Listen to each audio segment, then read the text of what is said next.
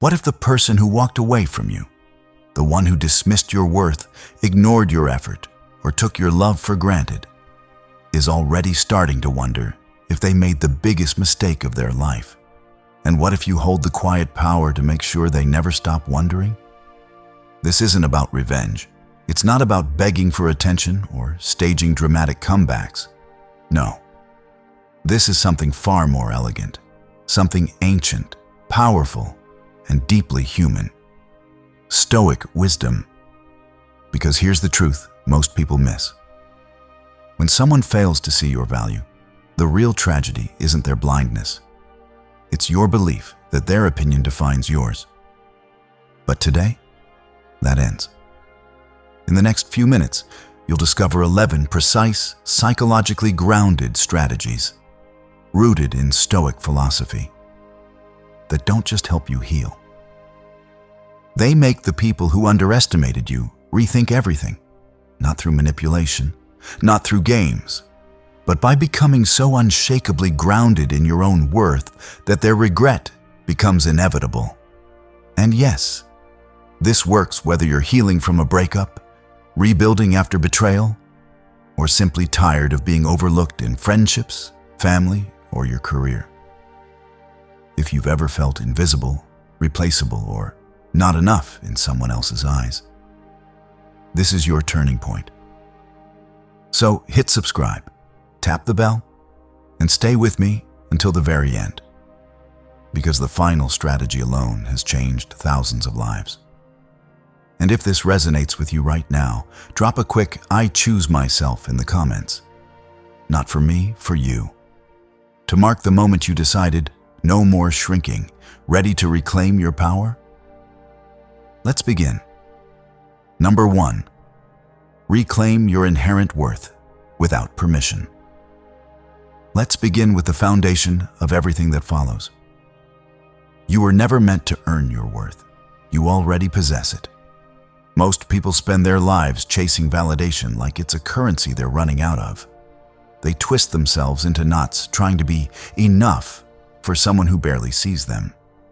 But here's the Stoic truth Marcus Aurelius whispered to himself in the middle of war, exile, and empire. You have power over your mind, not outside events. Realize this, and you will find strength. Your value doesn't shrink because someone failed to recognize it. It doesn't vanish when a partner walks away or a friend ghosts you. What changes isn't you, it's your belief system. And that's exactly where we start rebuilding. Valuing yourself isn't about posting affirmations on Instagram or buying luxury items to prove you made it. It's far quieter and far more powerful. It's the decision, made daily, to act as though your time, energy, peace, and dignity are non-negotiable. Think about it. When you cancel plans with yourself to accommodate someone unreliable, when you swallow your truth to avoid conflict, when you apologize for taking up space, you're quietly teaching the world that your presence is optional. But the moment you choose to honor your boundaries, even if no one claps, you send a signal so strong it echoes in the minds of those who once took you for granted. They start wondering, why don't they need me anymore? Not because you're playing games, but because you've stopped performing for their approval. Start small, say no without explanation, prioritize rest over obligation. Spend an evening doing absolutely nothing productive, just being with yourself fully. Notice how that feels? That discomfort? That's the ghost of old conditioning dying. Let it. And remember, self-worth isn't loud. It doesn't demand attention. It simply occupies space, calmly, consistently, unapologetically. If you've spent years minimizing yourself to make others comfortable, this shift might feel radical. Good. Radical is what heals. Drop a comment below. My worth isn't up for debate. Say it like you mean it, because from this point forward, it isn't. Number 2, radiate confidence through presence, not performance. Here's a truth most people never realize. Confidence isn't something you show. It's something you stop hiding.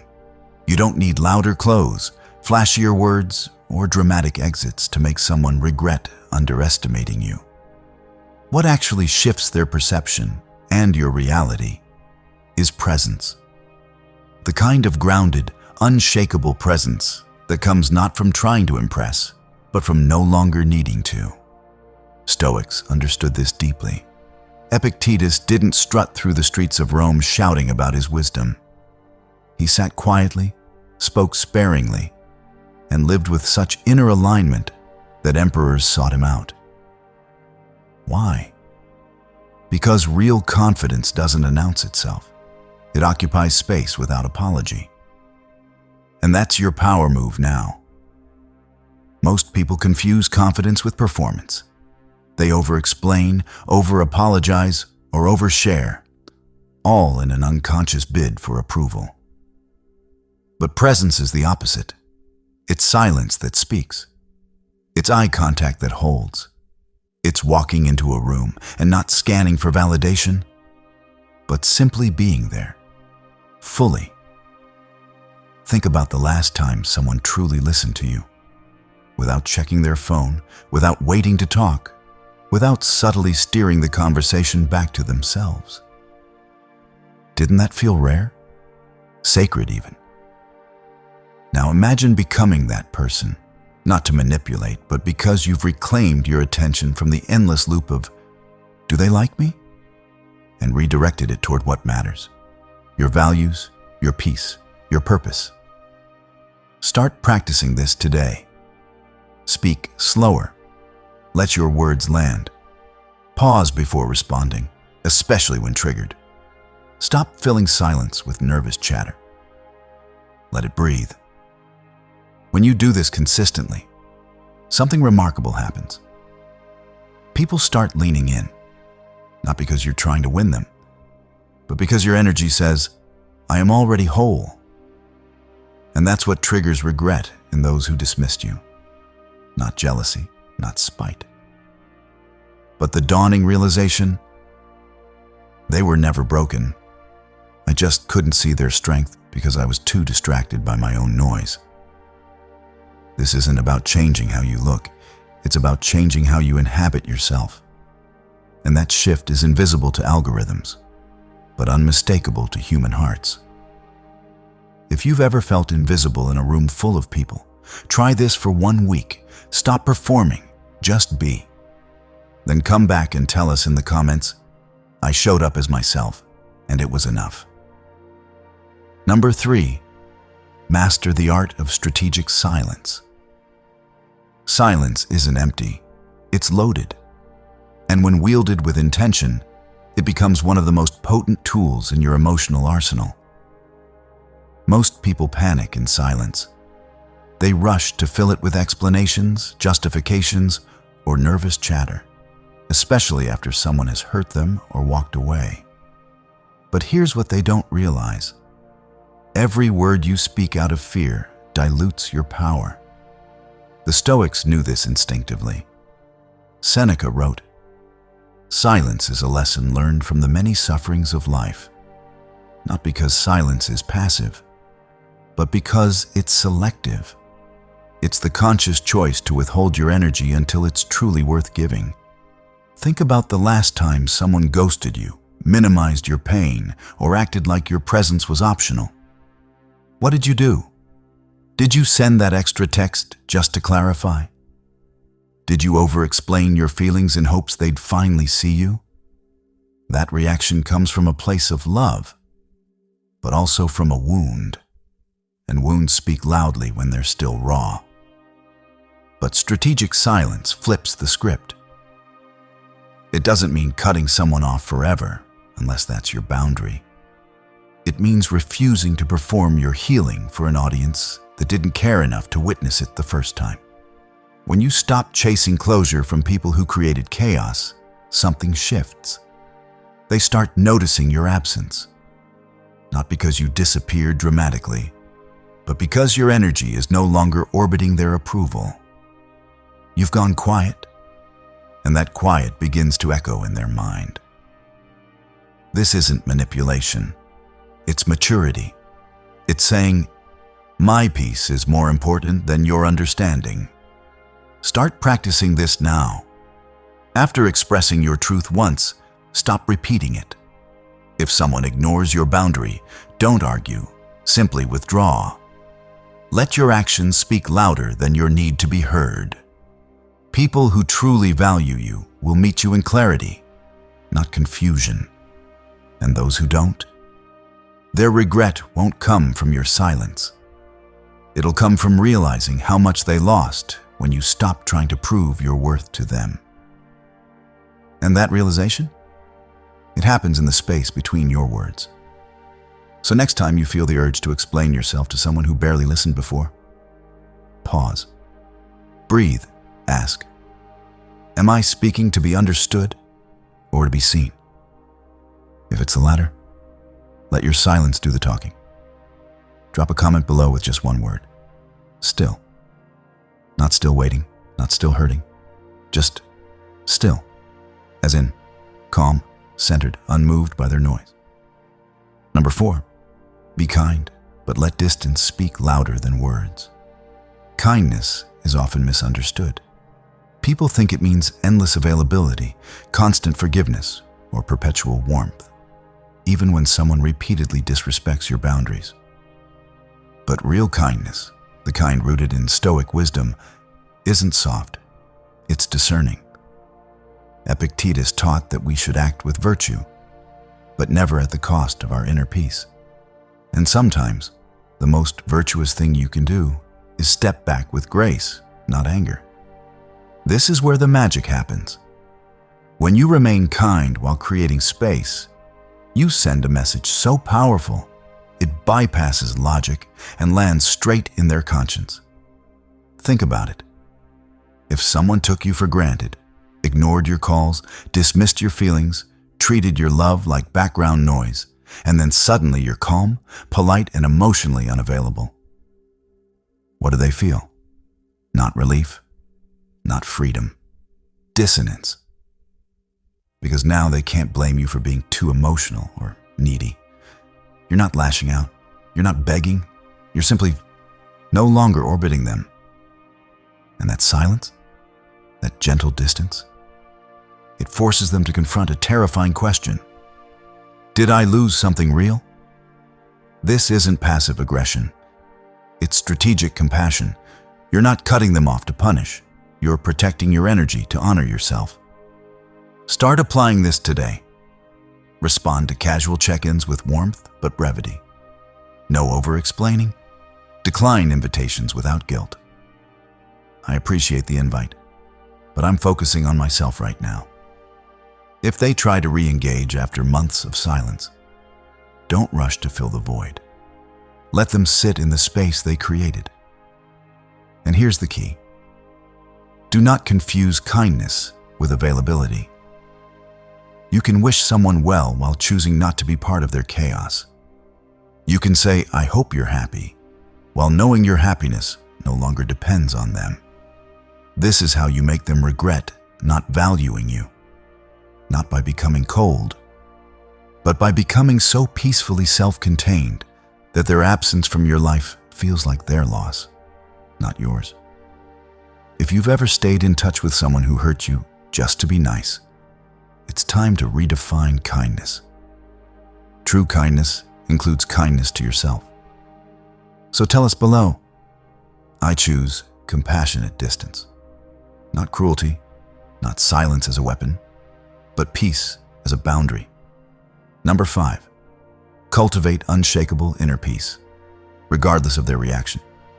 Here's a radical truth most people avoid. You don't need their regret to heal. In fact, the moment you tie your peace to whether someone finally sees your worth, you hand them power over your inner world all over again. And that defeats the entire purpose. Stoicism doesn't teach us to manipulate others into remorse. It teaches us to become so internally anchored that external validation becomes irrelevant. Marcus Aurelius wrote in his private journal, not for applause, but for clarity. If it is not right, do not do it.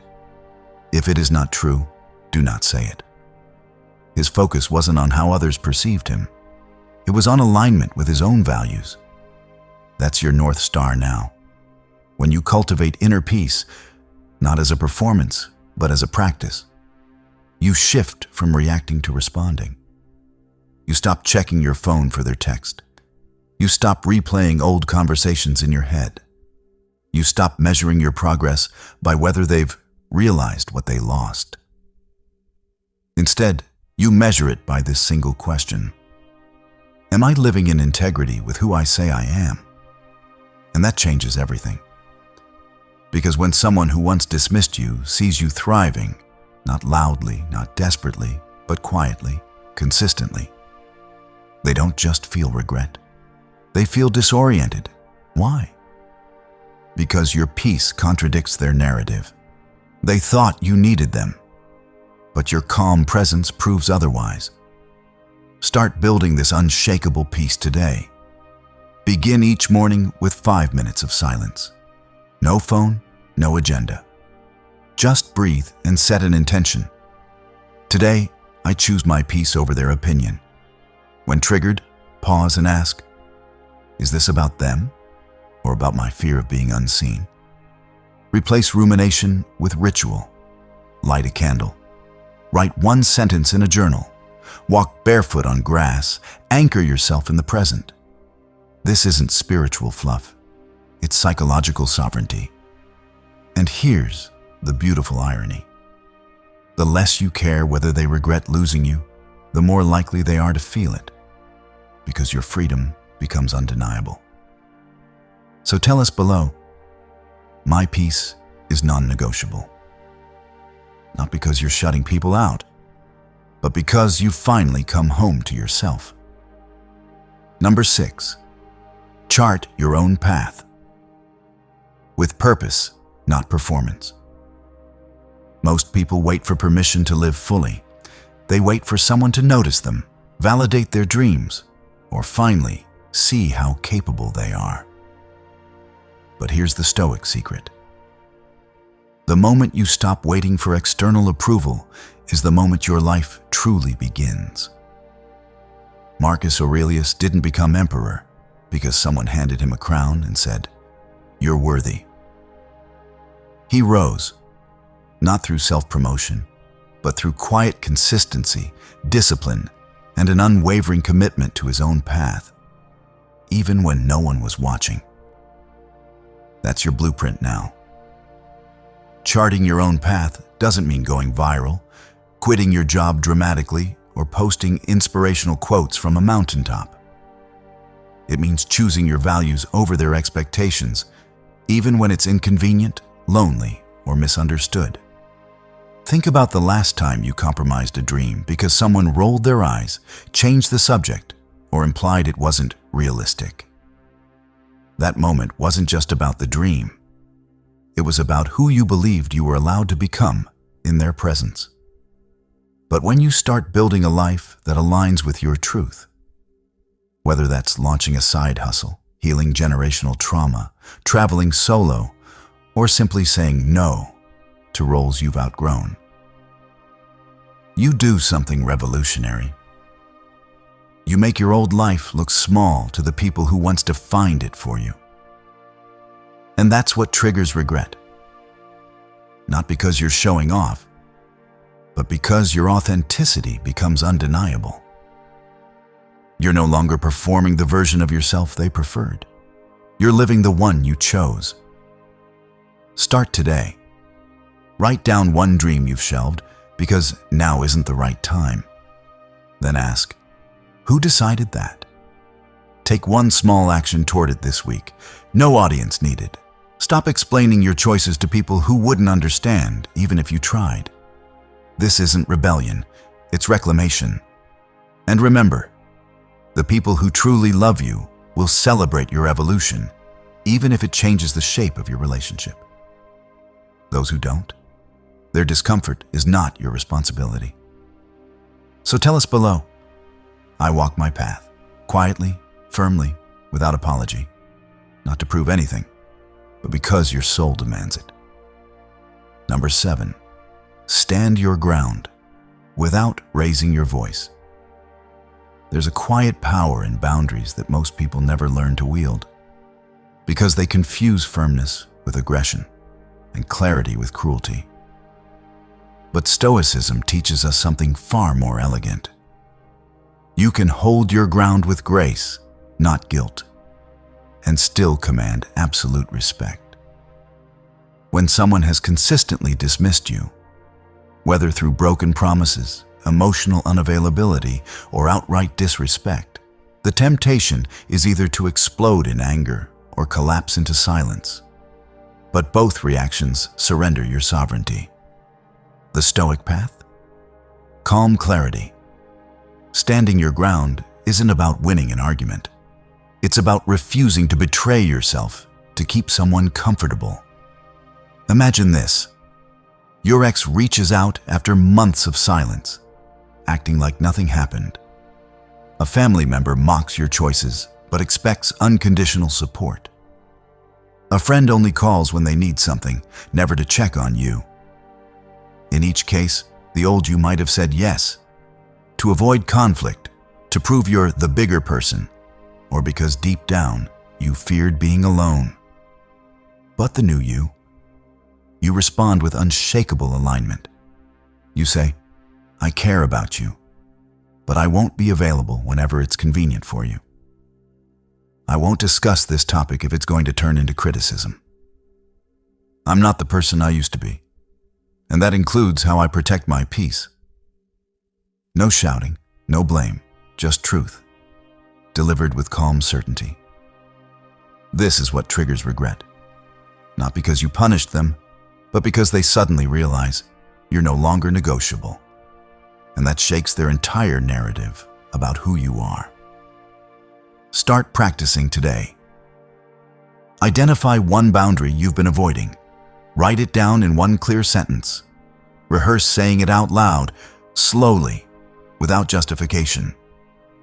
When tested, hold the line, even if they push back. Your consistency is your credibility. Remember, boundaries aren't walls. They're gates you control. And the people who truly value you will knock politely, wait patiently, and honor the space you've created. If you've spent years shrinking to fit into relationships that never made room for your full self, this is your reclamation. So tell us below. I stand firm in love, in truth, in peace. Not to push people away, but to invite only the right ones in. Number 8, develop a quiet, unshakable sense of humor. Let's talk about something most people overlook, but that the Stoics understood deeply. Humor isn't just entertainment, it's armor. When you cultivate a grounded, self-aware sense of humor, not sarcasm, not bitterness, but the kind that sees absurdity without losing compassion, you do something extraordinary. You disarm pain without denying it. And that makes you unforgettable. Think about the last time someone handled a tough situation with grace and a well-timed joke. Not to deflect, but to say, this hurts, but I'm not broken by it. Didn't that leave an impression? That's the power you're stepping into now. Stoicism isn't about stone-faced seriousness. Marcus Aurelius faced plagues, wars, and betrayal, and still wrote with warmth, irony, and humanity. He knew that laughter, when rooted in wisdom, is a form of resilience. It says, I see the chaos, and I refuse to let it define me. And when someone who once dismissed you sees you laughing, genuinely, calmly, without needing their approval, they feel something unsettling. You've moved on, not with anger, but with joy. And joy is the one thing regret can't compete with. But this isn't about becoming a comedian. It's about refusing to take life's slights so personally that they steal your light. When someone tries to provoke you, respond with a raised eyebrow and a quiet chuckle. Wow, you really think that still affects me? When old patterns resurface, laugh at your younger self, not with shame, but with tenderness. Oh, honey, you thought love meant shrinking. Bless your heart. When life throws absurdity your way, and it will, meet it with wry clarity. Of course this happened, but I've handled worse before breakfast. This kind of humor isn't performative. It's born from inner peace, and it's magnetic. Start practicing today. Watch or read something that makes you laugh without cruelty. Notice when you're taking yourself too seriously, and gently poke fun at the drama.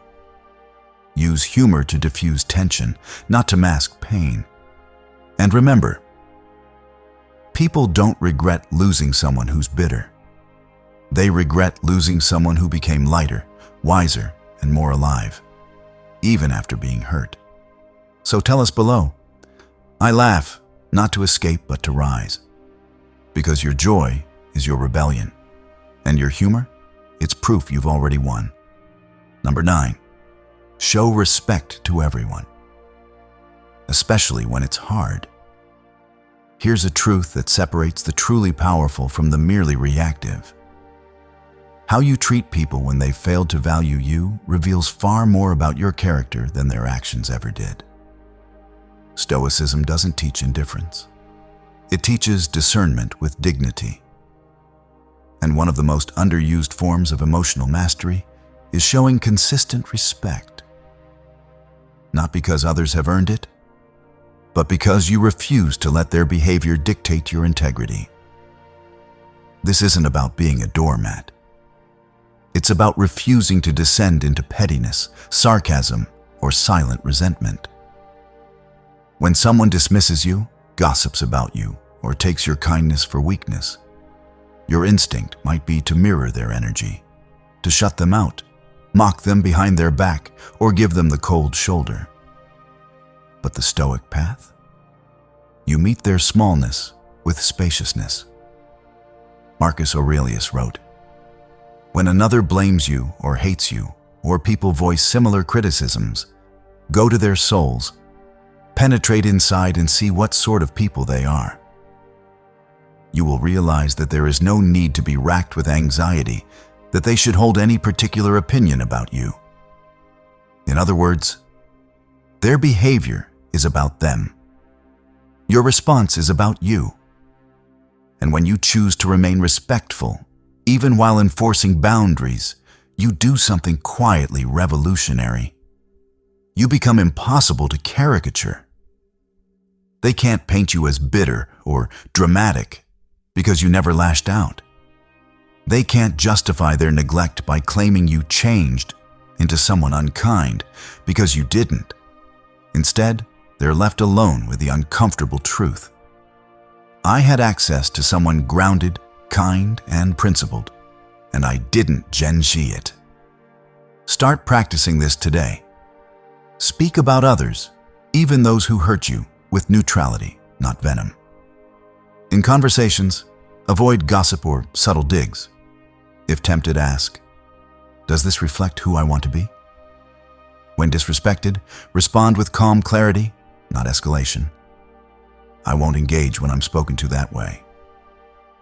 This isn't weakness. It's unshakable self-possession. And here's the beautiful ripple. People notice, not just the person who wronged you, but everyone watching. Your consistency becomes your reputation, and reputations outlive relationships. So tell us below. I lead with respect even when it's hard, not to impress anyone, but because your soul refuses to shrink to the size of their mistake. Number 10, define your space, physically, emotionally, and energetically. You can't build a life of dignity in someone else's emotional clutter. And you can't radiate self-worth while living inside boundaries drawn by people who never respected yours. That's why defining your space, not just your room or your schedule, but your entire energetic ecosystem, is one of the most quietly powerful ways to make someone regret underestimating you. Stoicism teaches that while we can't control external chaos, we can curate our inner world. And that starts with intentional design of your environment, your time, and your attention. Think about it. When you finally declutter your home, not just stuff, but old gifts from toxic exes, guilt-driven obligations, or spaces that echo past pain, you're not just organizing shelves. You're declaring, "This is mine now." When you stop answering calls at midnight from people who only reach out when they're in crisis, you're not being cold. You're saying, "My peace has hours of operation." When you mute group chats that breed drama or unfollow accounts that trigger comparison, you're not isolating yourself. You're protecting your mental real estate. This is how you reclaim power without saying a word. Start today. Physically, redesign one corner of your home as a sanctuary. No reminders of the past, only symbols of who you're becoming. Emotionally, audit your calendar. Cancel one recurring commitment that drains you out of habit. Energetically, practice the 5-second rule. Before responding to a message, ask, "Does this serve my peace?" If not, delay or delete. People notice when your energy shifts. They feel it when you're no longer available for their chaos. And that's when the regret begins. Not because you punish them, but because your absence reveals how much warmth they took for granted. Your space isn't just where you live. It's how you honor yourself. And when you do that consistently, you become impossible to ignore and unforgettable to those who once looked right through you. So tell us below. I define my space with clarity, calm, and courage. Not to shut the world out, but to invite only what aligns with your worth. Number 11.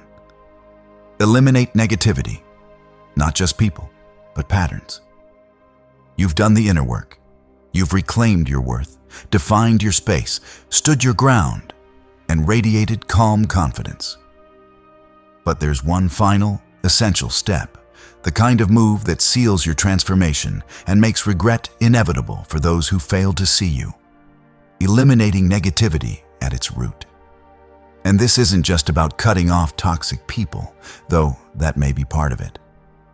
It's about eradicating the internal and external patterns that keep you tethered to old stories of unworthiness. Stoicism teaches us that while we can't control what happens to us, we can control what we allow to occupy our minds. Marcus Aurelius wrote, "The soul becomes dyed with the color of its thoughts." So ask yourself, what color is your inner world right now? Are you still replaying their words in your head? Still checking their social media just in case? Still making excuses for their behavior because it's easier than accepting they never valued you? Those aren't signs of love. They're signs of emotional residue. And residue must be cleaned if you want clarity. Start by auditing 3 layers of negativity. 1. External. Unfollow, mute, or gently distance yourself from anyone, online or offline, who consistently triggers comparison, self-doubt, or emotional chaos. You don't need to hate them. You just don't need them in your energy field. 2. Internal. Notice when you speak to yourself like they once did. You're too much. You'll never be enough. Why would they choose you? Every time that voice appears, interrupt it with a Stoic truth. I am not defined by their blindness. 3. Environmental. Clutter isn't just physical. It's digital, emotional, and habitual. Delete old texts. Archive photos that anchor you in pain. Cancel subscriptions to content that fuels anxiety. Replace them with inputs that reflect who you're becoming, not who you were when you tolerated less. This isn't about running away. It's about making room for reverence, for your peace, your future, your joy. And here's what happens when you do this consistently. People who once dismissed you begin to feel your absence not as silence, but as elevation. They don't miss the version of you who begged for attention. They miss the warmth, depth, and light you offered, and realize too late that you've redirected it elsewhere. Your life becomes a sanctuary they're no longer invited into, not out of spite, but because you've chosen to protect what matters most, your alignment with yourself. So tell us below, I release what no longer serves my soul. Not with anger, not with drama, but with the quiet certainty of someone who has finally come home. You were never the problem. You were simply undervalued by someone who couldn't see your worth. These 11 Stoic-inspired strategies aren't about changing their mind. They're about reclaiming your peace, power, and presence. When you value yourself unshakably, live with purpose, and refuse to shrink for anyone's comfort, regret becomes their burden, not your goal. You rise not to prove a point, but because your soul demands it. So keep walking your path with calm confidence, sharp boundaries, and quiet joy. Their hindsight may come too late, but your future? It's just beginning. If this hit home, drop "I rise above" in the comments. And don't forget to subscribe for more wisdom that turns pain into power.